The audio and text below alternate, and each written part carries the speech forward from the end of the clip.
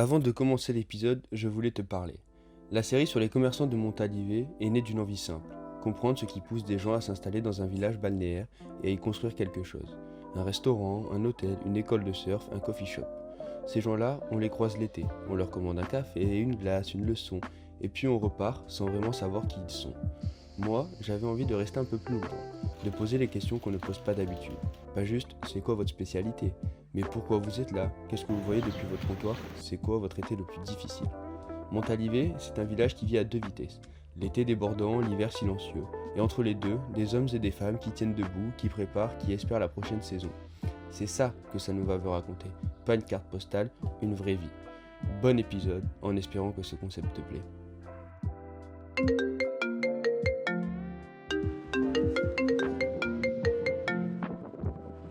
Rouleau de la maman, j'écoute. Un nouvel épisode. Let's go, j'arrive.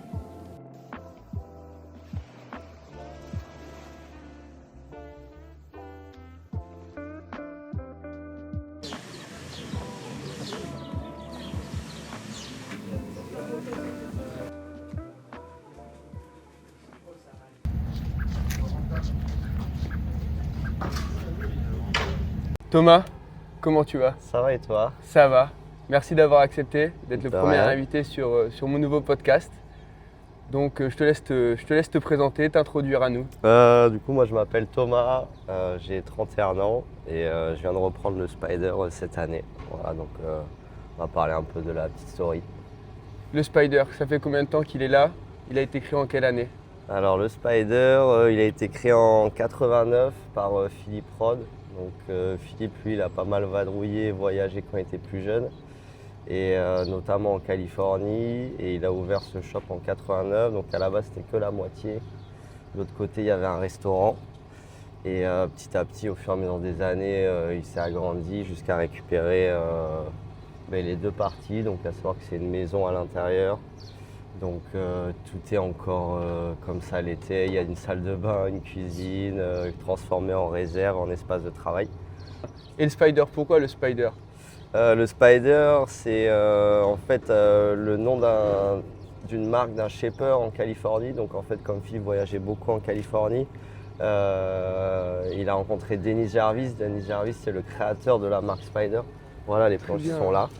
Donc en fait, dans les années 90, il avait un énorme team, présent sur les compétitions internationales. Et du coup, il a eu un énorme succès et c'est à ce moment-là que Philippe l'a rencontré et il a voulu appeler le magasin Spider en relation avec Dennis et sa marque de planches. Ok, très bien. Et les planches Spider, on peut les retrouver qu'ici dans la région ? Ouais, alors nous, c'est la spécialité de la boutique, c'est qu'on part chaque année en Californie. Voilà, donc on est quasiment les seuls à faire ça en Europe. Les Spider, voilà, c'est la marque dédiée au magasin. On les trouve qu'ici et elles sont shippées entièrement à Hermosa Beach en Californie, à Los Angeles. Ça marche, on reviendra sur ça plus tard. Toi, ton implication dans le shop, Donc moi, comment t'es arrivé là ? Qu'est-ce que... En gros, je suis pas originaire du coin. Je suis de région parisienne, attention, gros secret. Voilà, et j'ai eu la chance, entre guillemets, mon père a fait le service militaire avec Philippe, donc le créateur du Spider. Et ils sont potes depuis ce temps-là. Et en parallèle, ma mère était institutrice, donc j'ai pu venir en fait en vacances ici depuis que je suis né. Chaque vacances, on est, que ce soit à la Toussaint ou aux vacances de février ou pendant les grandes vacances, à chaque fois on louait des maisons ici. Et là ça m'a permis de découvrir le surf, mon père m'a appris quand j'avais 6 ans, rencontrer les boys ici, faire des liens tu vois, d'année en année qui étaient de plus en plus profonds quoi. À la fin je partais après 2 mois, juillet, août ici, mon hotman il me déposait à la gare, j'étais en train de chialer. Parce que je voulais pas partir quoi. Et après quand j'ai eu 18 ans, je me suis dit vas-y en fait ma passion c'était le surf, je pensais qu'à ça en région parisienne et je me suis dit vas-y en fait bouge et du coup j'ai postulé à Tech Deco à Bordeaux. J'ai été accepté, j'ai décidé de faire ça en alternance ici au Spider. Et voilà, et c'est comme ça que je suis atterri là. J'ai bougé de région parisienne, je me suis installé, j'ai pris une loc et voilà, en fait, j'ai suivi juste ma passion et mon envie de bosser dans ce milieu-là. Et aujourd'hui, ça fait 12 ans que je bosse pour Philippe, que je bossais pour Philippe et il m'a vendu la boutique et c'est une consécration pour moi. Donc là, on y est, première saison à ton compte, Voilà, tout seul comme un grand. première saison solo. C'est pas mal de nouveaux challenges, hein. Je le voulais, je l'ai eu, mais du coup, c'est une autre motivation le matin. Un peu plus de pression quand tu as envie de faire les choses, un peu plus la peur de l'échec. Mais finalement, c'est qu'un nom qui change sur le papier et la clientèle est toujours là. Moi, je change pas, les gens ne changent pas. Et voilà, on propose toujours des produits de qualité et on essaye de s'adapter au mieux à tout le monde. Pour revenir à ce que tu disais, du coup, ton parcours, donc originaire de Paris, tombé amoureux de Montalivet, de l'océan, du surf. Tu as choisi de faire tes études à Bordeaux pour être à côté de Montalivet. Ouais. Et Tech Deco, pourquoi Tech Deco, pas quelque chose d'autre? Qu'est-ce qui t'intéressait dans Tech Deco? J'ai toujours été intéressé par le commerce, un peu la relation avec les gens. Et puis finalement, je me suis dit au cas où il y a un couac avec Philippe, j'aurais un matelas de sûreté. Et l'alternance, pour moi, c'était un bon moyen aussi de gagner de l'argent, de passer un mois à Montalivet, straight, de pouvoir surfer, bosser. Revenir ici les week-ends aussi, parce que la semaine, quand on avait cours, on était free les week-ends. Donc je venais filer un coup de main ici aussi. Et du coup, Bordeaux, c'est une ville qui était la plus proche en termes de distance. Donc ça a été logique pour moi. Ouais, du coup, en fait, je me suis vite rendu compte pendant l'IUT que j'apprenais tout autant à la boutique qu'à l'IUT. Donc c'est bien d'avoir un matelas entre guillemets de sécurité, mais en fait tout se passe un peu à la chat, tout se passe un peu avec les contacts. Voilà. Et Philippe il m'a amené partout pendant des années et j'ai pu rencontrer tous les fournisseurs, ils me connaissent depuis que je suis gamin et je pense qu'aujourd'hui c'est ce qui me donne aussi la crédibilité vis-à-vis d'eux, quoi. Et t'es rentré au Spider à quel âge? C'est quand la première Moi fois j'ai que t'es venu ici? fait les premières saisons, j'avais 16 ans. Ok, Voilà. donc depuis que tu as 16 ans, Voilà, tu as les 16 pieds ans, ici. je faisais juillet-août, je dormais derrière, il m'avait confié les clés, j'avais un tour de cou là, voilà, pour pas perdre les clés. Voilà, j'ai gagné aussi sa confiance comme ça. Alors ça a été aussi des petites anecdotes aussi à pas se lever le matin, Philippe qui vient derrière, qui me dit « Oh, qu'est-ce que tu fais là, réveille-toi » tu vois. Mais voilà, en vrai, ça s'est super bien passé. Et voilà. Stylé. Tu nous parles de Philippe, c'est quoi ton rapport avec Philippe, ton lien avec lui? Tu nous as déjà dit qu'il avait fait le service militaire avec ton père, donc c'est quand même une figure que tu connais depuis assez jeune auprès de toi. En gros, Philippe et mon père sont potes depuis toujours, ils ont toujours un peu resté connectés entre guillemets. Et en fait moi il m'a vu grandir tout simplement. Donc au début je venais avec ma mère et mon père et puis quand j'ai commencé à avoir 12-13 ans, on commençait à surfer un peu plus, je traînais toujours dans le shop, etc. Et puis en fait quand mes parents ou ma mère ne pouvaient pas m'emmener à Monta pendant les vacances, en fait ils me droppaient à la gare et Philippe venait me chercher et je passais les vacances chez lui. Donc il y a quand même eu un peu comme un système de second père, père spirituel. Et voilà, et en vrai trop drôle, mais voilà, les premières cuites des fois, les premières soirées, découvrir un peu tout ce milieu de derrière le surf aussi. Donc voilà, c'est des chouettes moments et en fait plus on a avancé, plus on a une relation en plus professionnelle solide et je pense que ces deux facteurs ont fait que ça a matché et en plus de ça, voilà, on arrivait à se dire les choses, il n'y avait pas de... C'était cash, alors toujours, voilà, il y a toujours cette relation où des fois t'es un peu gêné parce que c'est ton employeur, mais grâce à ce lien fort, en fait, on a toujours communiqué et c'est comme ça qu'on s'en est toujours bien sorti, quoi. Et cette relation sur la reprise, c'est quelque chose qui t'a aidé ou pas à reprendre le shop? Le fait d'être clairement proche avec lui avant d'être professionnel avec lui?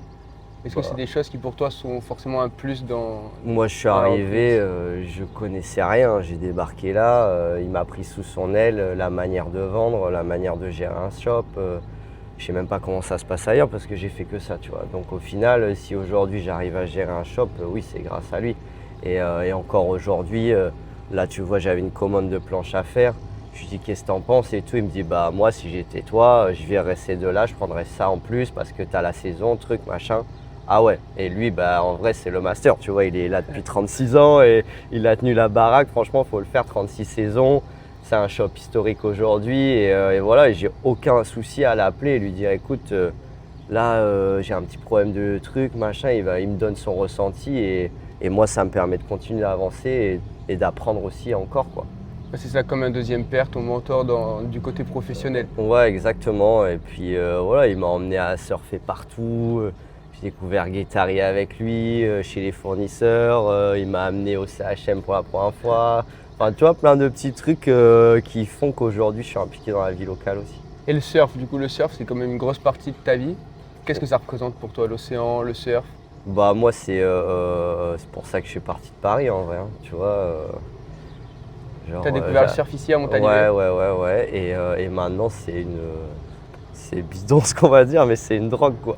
Ok. Genre, en fait, c'est une quête continue. C'est un délire. C'est ce que je dis toujours aux clients. Les surfeurs, ils sont toujours frustrés parce qu'en fait, ils cherchent toujours la meilleure vague, la meilleure planche, la meilleure session de leur vie. Et en fait, un jour, ils réalisent qu'ils l'ont eu, mais ils ont passé une step et ils veulent encore autre chose. Et en fait, toute ta vie, tu es là. En mode tous les matins, tu te réveilles et tu dis putain, ça va être la session de ma vie. Et en fait, des fois, c'est la déception et tu te lèves un matin pour rien et l'autre matin, tu te lèves histoire d'eux et puis c'est la sainte. Donc, c'est ça qui est cool dans le surf. Et moi, voilà, tous les matins, je vais voir l'océan et tous les matins, tous les soirs, pareil. Et c'est une qualité de vie et un choix, moi, je ne regrette pas du tout. Est-ce que du coup, le surf dicte tes voyages? Est-ce que tu dis, c'est la saison, elle est off, je pars en vacances. Est-ce que tu vas regarder un endroit où ça surfe? Ou tu arrives à te déconnecter? J'avoue que ça tourne beaucoup autour du surf. Non, mais après, ça dépend. Mais ouais, on essaye toujours de trouver des destinations où il y a du surf. Et j'avoue que je suis un peu buté. Toute l'année, je bosse en 7-7. Je vois les copains qui passent au shop. Des fois, c'est hyper frustrant. Ouais, les vagues, c'est dingue. Toi, tu bosses et tout. Et j'avoue que j'ai besoin de ma dose l'hiver, quoi. Et Ok. du coup, je pars en surf trip dès que je peux. On en a parlé au début du podcast. Le Spider, ça vient de Californie. Tu nous disais que vous y allez souvent avec Philippe. Donc c'est quoi, quand vous allez en Californie, c'est vraiment pour la recherche de produits pour rapporter au shop? Ça se passe comment? Du coup, moi j'ai découvert ces voyages grâce à Philippe parce que lui c'était vraiment sa spécialité et ce qu'il a fait connaître en France et en Europe. Donc vraiment nous on fait des précommandes, on part là-bas et on récupère toutes nos planches. On fait un tour de tous nos fournisseurs, on va aussi chiner, on check, tu vois, par exemple entre-temps on a vendu des planches, donc on en ajoute. On a trop de rouge, tu vois, on switch avec d'autres couleurs. C'est plein de petits trucs, ça nous permet aussi de voir plein de nouveaux shapers, un peu les mouvances, tu vois, parce qu'il y a souvent pas mal de mouvances qui partent des US et qui arrivent en Europe sur les saisons d'après. Donc ça permet aussi de trouver des petites marques de vêtements, tu vois, des trucs un peu plus originaux qui changent de nos gros fournisseurs. Et c'est vraiment la bonne partie du job parce que c'est mêler notre passion. Voilà, on est amené à rencontrer tous les shapers, à aller surfer avec eux, à manger avec eux. C'est des petites anecdotes, tu vois, les mecs qui t'emmènent dans des endroits de malades. T'as un tel qui t'apporte, qui te dit ouais, j'ai trouvé une planche de ouf, viens voir. T'arrives chez un petit vieux, surfeur des années 70, il a toute une collecte, tu vas chiner. Voilà, nous c'est notre kiff, donc on chine des trucs qui potentiellement n'intéresseront pas les autres. Mais pour notre communauté, notre clientèle, c'est juste trop cool quoi. Plusieurs fois je t'ai entendu dans le shop, ça parle de board vintage avec des clients. C'est quoi? C'est vraiment le but aussi du Spider, d'essayer de trouver la pépite en termes de planche et pas faire que du neuf? Alors les marques par elles-mêmes, on peut dire qu'elles sont un peu vintage parce que c'est des marques qui existent depuis les années 50. Donc après, tous les modèles évoluent, etc., même s'il y a toujours des classiques. Mais voilà, nous, on vend aujourd'hui des planches avec une image vintage, mais qui ont les performances d'une planche moderne. Ok. Voilà. Et après, on a toute une autre partie où les gens recherchent des planches vintage. Par exemple, moi, je ne suis pas spécialement tu vois, attiré par un tableau d'un peintre. Tu vois. Par contre, tu me mets une skip fry qui a été surfée par un tel à Hawaï. Enfin, toute la backstory de la planche, elle est cool. Tu vois, du coup, je préfère mettre 4 à 5 000 euros dans une planche qui va me parler, qui va être shapée par Sean Stossy, tu vois, parce que Sean Stossy, avant de faire les vêtements, il faisait des boards chez Russell, tu vois, et du coup, tu vois que la signature, c'est Sean Stossy, du coup, tu dis putain, mais ça vaut des thunes, du coup, tu es là, ouais. Tu dis peut-être le gars, il a pas vu, truc, enfin bon, ouais, c'est cool. Et c'est pour ça qu'on parle aussi de vintage, parce que je pense que tout cet esprit, que ce soit dans les planches, les voitures, les motos, les fringues, il y a la culture du vintage et ça intéresse pas mal de monde. Ok, et du coup là dans ton shop, qu'est-ce qu'on retrouve comme produit là? Si tu devais nous faire une description de ton shop, qu'est-ce qu'on peut y retrouver? Aujourd'hui, on ne peut pas que vivre des planches, c'est quand même un marché de niche. Donc voilà, c'est notre image, c'est notre vitrine, mais on ne peut pas malheureusement en vivre. Les marges elles sont trop peu élevées, c'est pas un business sûr, le dollar, les taxes, etc. Donc on retrouve, nous on vend du Billabong, du Volcom, du Element, du Ruka, Havaianas. Voilà, j'aimerais avoir un shop tout clean comme on voit sur Insta. Mais en fait la réalité des choses c'est qu'il faut vendre de la tongue pour vivre aussi. Donc on a aussi tout ce côté où voilà, on a une belle clientèle, on est quand même sur des produits haut de gamme, hein, c'est pas... Voilà, donc tous les gens qui viennent, voilà, on a quand même une bonne discussion, un bon échange. C'est ça qui est cool et agréable, c'est que tu vas pas au taf à reculons, tu sais que tu vas rencontrer des gens intéressants potentiellement. Et après derrière, on vend tout notre matériel un peu US, donc les planches. Voilà, donc c'est des planches qui sont entre 1500 et 2500 euros, donc voilà, ça reste un budget. Et à côté de ça, on arrive à chiner un peu, à chiner des marques de vêtements aussi qu'on importe et c'est ce qui fait un peu la diff. Voilà, des marques comme Birdwell, c'est les premiers shorts de surf. Il y a des mecs qui nous en commandent un peu partout en France et ils savent que c'est des produits qu'on va trouver que ici. Ok, donc il y a quand même cette facette où il y a quand même des produits d'exception qu'on peut pas retrouver dans n'importe quel shop. Ouais. Que ce soit en termes de board ou en termes de vêtements, tu as ta petite catégorie de produits, on va dire entre guillemets niche, vraiment importés, style US. Exactement. Et pour toi, une journée typique ici, c'est quoi? Heure d'embauche, heure de fermeture? S'il y a des vagues, il n'y a pas de vagues, ça se passe comment? Si la journée est parfaite, c'est tu te lèves tôt, il fait beau, tu vas checker les vagues à la Vierge, tu vois que tu fais un tour de colonne, c'est grave, tu reviens au shop, tu vas surfer une heure, tu reviens, tu ouvres là déjà tes zen, il est 10 h.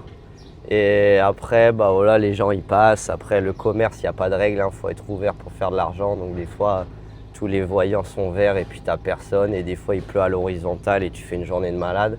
Donc pour ça, il faut se lever le matin, il faut ouvrir et c'est pour ça qu'on est en 7-7.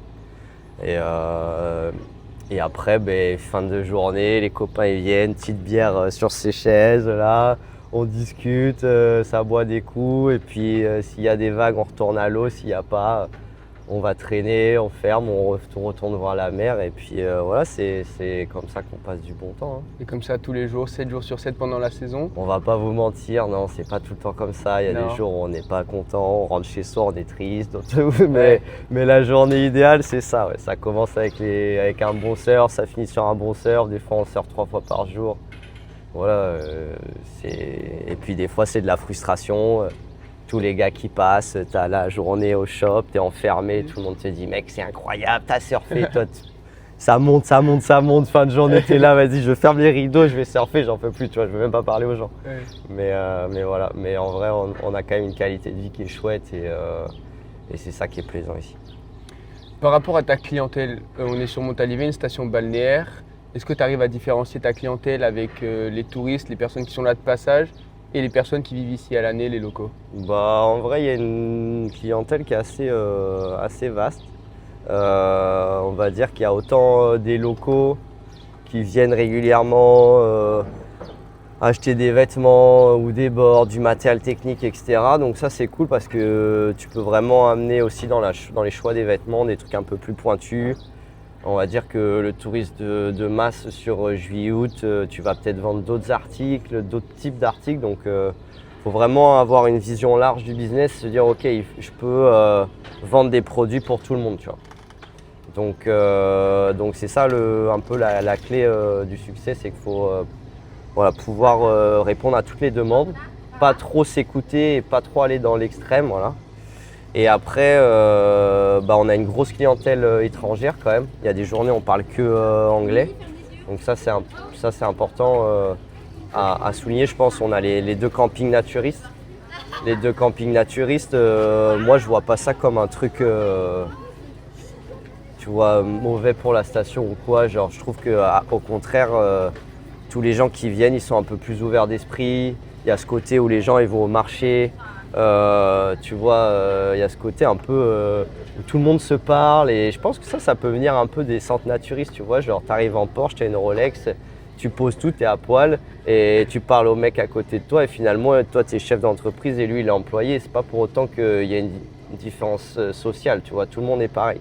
Et je trouve que ce mood un peu, il est arrivé sur Monta et le marché, c'est vraiment un lieu de rencontre pour ça. Les buvettes, tout le monde échange et je trouve que voilà, même au shop aujourd'hui, on a quand même une facilité à parler avec les gens et potentiellement ils reviennent et de fil en aiguille, comme un claquement de doigts, tu te retrouves à boire une bière avec eux parce qu'ils sont juste nice, quoi.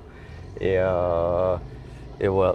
Tu penses que ça, c'est un tout qu'apporte Montalivet, que ce soit les campings naturistes, le fait d'être au bord de la plage, le beau temps, les gens qui viennent ici en vacances? Ouais, c'est un tout. Après, Monta, on aime ou on déteste, hein. Il y a plein de gens qui sont venus et qui me disent ouais, j'aime pas, mais ciao, tu vois, et c'est ça qui fait le tri et tant mieux. Aujourd'hui, on est encore un peu préservé. Après, sur combien de temps, on ne sait pas, mais je pense que Monta, il reste comme il est. Il changera pas, on ne changera pas les camps naturistes, on ne changera pas que ça reste la pointe du Médoc, c'est le bout du monde. Si tu veux venir, il faut vraiment avoir envie. Et des fois, tu viens, comme aujourd'hui, il fait trop beau. Et tu viens en lundi, mardi de la semaine dernière et il fait pas beau. Et tu te dis, ouais, tout est fermé, c'est quoi cette station? Tant que Parisien, qu'est-ce qui t'a fait rester à Montalivet? Le Moi, shop, le Spider ou l'océan? Pourquoi Montalivet et pas une autre ville? Moi, c'est la passion du surf. Et après, j'avoue que Monta, c'est là où je suis venu en vacances à chaque fois. J'avais tous mes potes. Donc, c'était aussi pour moi la facilité. Le Spider, tout s'est combiné. Et après, il y a aussi ce truc où voilà, on est peinard, quoi. Donc, le matin, je vais surfer. On est 4 ou 5 entre bros. Et après, on peut quand même aller dans la forêt, on peut se garer, il n'y a pas de parc-mètre, on fait tout à pied ou à vélo, tous les copains ils ont des business. Bon voilà, moi il n'y avait pas photo. Après la station elle a évolué entre le moment où je suis arrivé et maintenant, hein. Mais ça reste quand même Monta et ça change, ça bouge pas trop, ça évolue dans le bon sens, mais la vibe elle reste là. Paris, plus jamais? Paris, j'ai mon frère qui habite encore, après à savoir que j'étais pas à Paris en banlieue, j'étais à la campagne, donc en vrai c'est comme ici, sauf qu'à Place de la Mer, c'était la Seine. J'ai quand même eu une chouette enfance, hein. J'ai fait du vélo, c'était quand même super cool. C'est juste que voilà, moi j'étais animé au fond de moi par la passion du surf et c'est ce qui m'a fait bouger. Mais quand je retourne voir mon frère à Saint-Léger, je kiffe aller courir dans la forêt, on a d'autres activités. Donc voilà, chaque endroit a ses côtés positifs, ses côtés négatifs. Aujourd'hui, moi, ma vie, elle fait que j'adore ici. Mais d'autres personnes, ce sera autre chose, quoi. Ok, très bien. Du coup, Montalivet, c'est comme une ville impactée par la saisonnalité, été, hiver. Le shop, 7 jours sur 7 l'été. L'hiver, ça se passe comment? Aujourd'hui, la station, je pense qu'elle n'est pas encore assez animée. Il n'y a pas assez de monde pour rester ouvert à l'année, hein. Je pense qu'on est pas mal de jeunes à avoir repris des business et à se poser la question jusqu'à quand on peut ouvrir. Sisters, que vous allez avoir dans un autre podcast. Il y a le Zéphyr, Arthur et San. Voilà, tout ça, c'est l'Océan 2, c'est que des jeunes qui ont repris des business. Et on aimerait ouvrir à l'année, mais la réalité des choses, c'est que passé le mois de novembre, déjà, tu as pu un peu moins la niaque parce que tu as bossé 7-7. Donc il y a ça aussi. Et derrière, il y a quand même beaucoup moins de monde. Donc moi, j'aimerais, tu vois, dans l'idéal, essayer d'ouvrir les week-ends jusqu'à Noël, fermer la semaine et se dire, voilà, s'il fait beau, il y a une fenêtre, les gens ils vont venir de Bordeaux, ouvrir les maisons de vacances et voilà, et peut-être aménager le shop de manière à faire un truc plus quali pour que l'hiver ce soit chaud et que les gens puissent squatter un peu dans la boutique. Mais je pense que ça viendra et je pense qu'un mec comme Philippe le dirait, il y a 30 ans, la saison c'était 4 mois, aujourd'hui ça dure 8. Peut-être que dans 5 à 10 ans, ça durera 10 mois, quoi.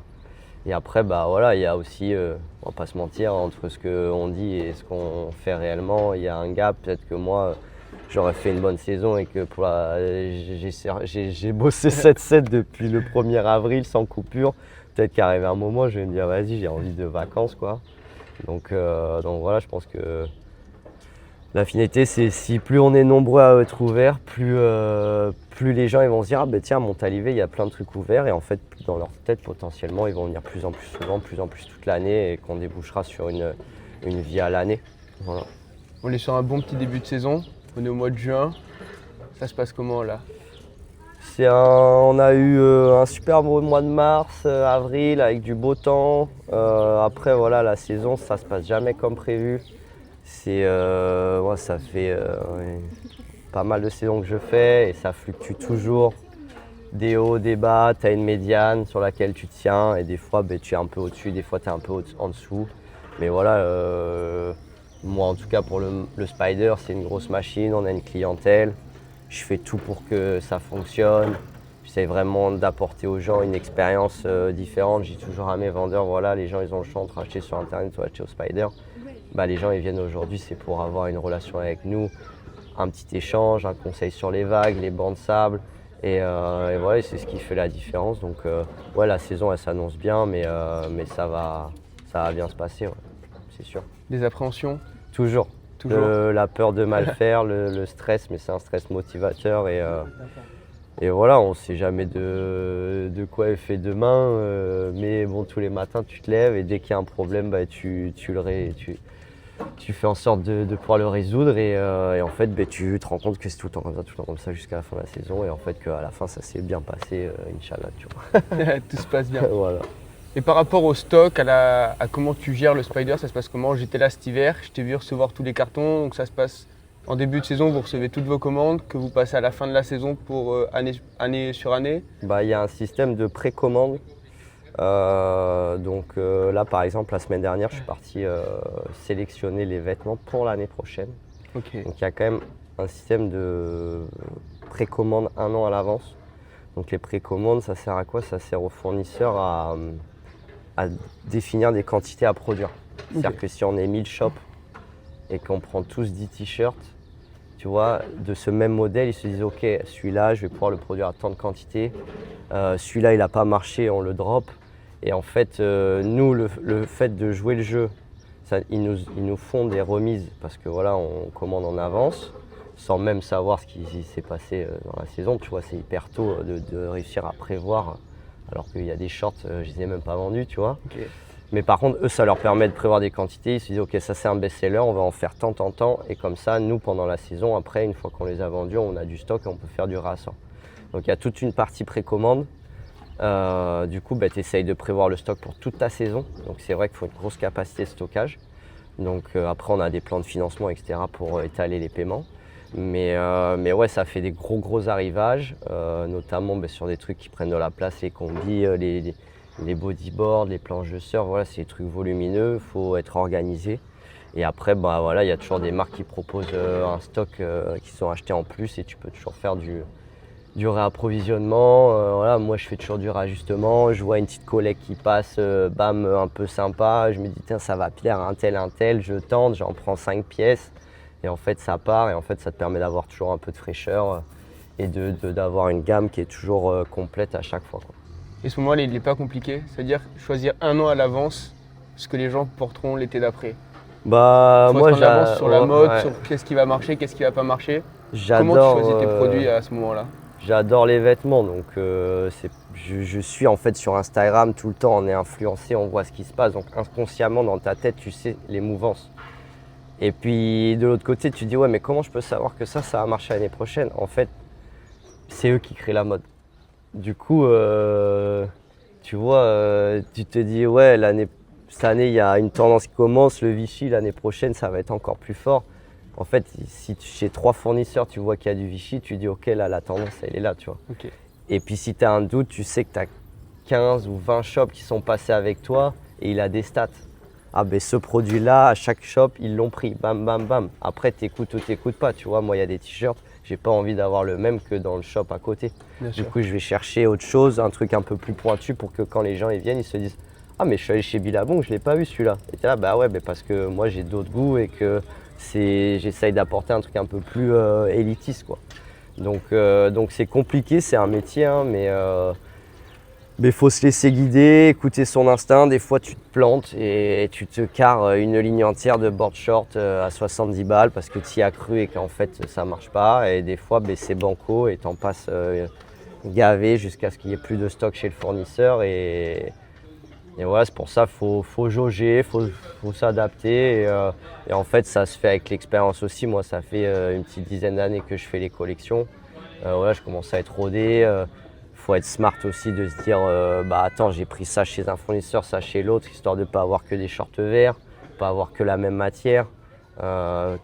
Penser à tout le monde, comme je disais tout à l'heure, le papa surfeur qui a 60 ans, qui est un mec cool tout autant qu'un petit jeune de 20 ans qui veut un short hyper long en 23 pouces, tu vois. Donc faut s'adapter et voilà. Tu as des produits favoris dans la boutique, des choses que tu préfères vendre ou non? Que ce soit les planches, les sables, il y a des trucs que tu préfères choisir? La planche, c'est quand même pas mal parce que tu as, surtout sur les belles planches, c'est quand même tout, tu vois des étapes et quand le mec à la fin il revient et qu'il te dit putain, la planche elle est incroyable, c'est la meilleure planche de ma vie, t'es refait en vrai. Mais d'un autre côté, quand tu as des mecs qui arrivent et qui repartent et qu'ils ont pris un full outfit et qu'ils ressortent, tu sais que quand tu vas les recroiser dans la rue, ils ont confiance en eux parce que les vêtements, ça sert aussi. Donc en fait, oui, c'est sûr, je prends moins de plaisir à vendre des Havaianas. Le mec, il est pas là en mode t'es ma mépompe, tu vois. Mais bon, tu es toujours content de faire la petite vente, la personne elle repart avec le smile. Et voilà, après, il y a des ventes qui sont plus challenge que d'autres. Tu t'es dit putain, là j'ai réussi à le faire. D'autres, le gars il arrive direct à la caisse, il te dit je prends ça, t'as rien fait. Et là, ok. Mais tu as toujours ce petit échange et à un moment tu as une petite bataille aussi, tu sais, c'est un peu un fight et c'est trop cool. Et puis bon, j'ai la chance d'avoir une clientèle qui est hyper cool et dans tous les cas ça reste des gens sympas qui sont détendus, qui sont en vacances les 3/4 du temps et voilà, ils sont zen et ça se passe bien. Tu as une petite anecdote à nous dire? Une petite anecdote. Une anecdote sur une vente que tu as pu conclure ici ou pas d'ailleurs? En 12 ans, tu dois avoir ça. Qu'est-ce que je pourrais raconter? Non, j'ai pas spécialement d'anecdotes qui me viennent de suite, juste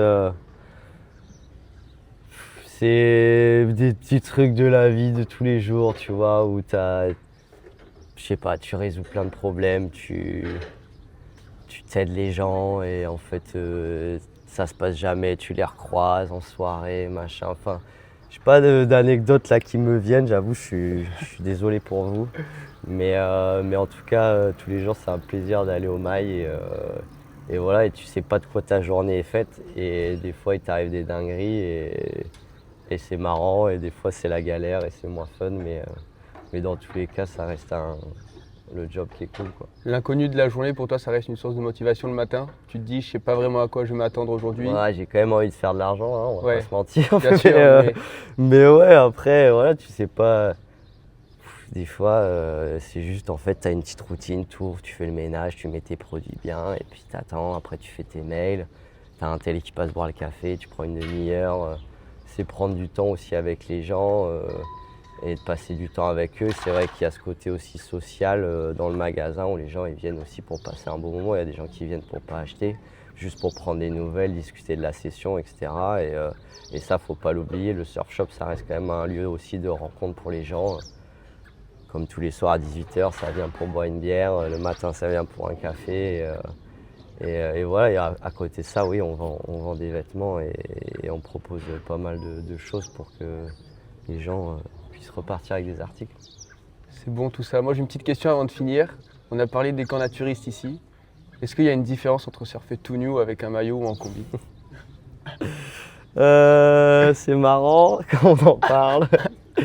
J'étais mes 31 ans il n'y a pas longtemps là et j'ai fait une petite session à Walp. En fait c'était pas prévu mais en vrai ça reste fun. Pas agréable à wax dans les poils, mais il y a quand même une petite sensation de liberté, ça fait les copains. Je pense qu'il y a une bonne vision des gens qui te regardent surfer. Et non, c'est juste un petit délire au moins à faire une fois dans sa vie et franchement c'est bien fun, ouais. Et c'était pas la première fois et s'il faut, je recommencerai.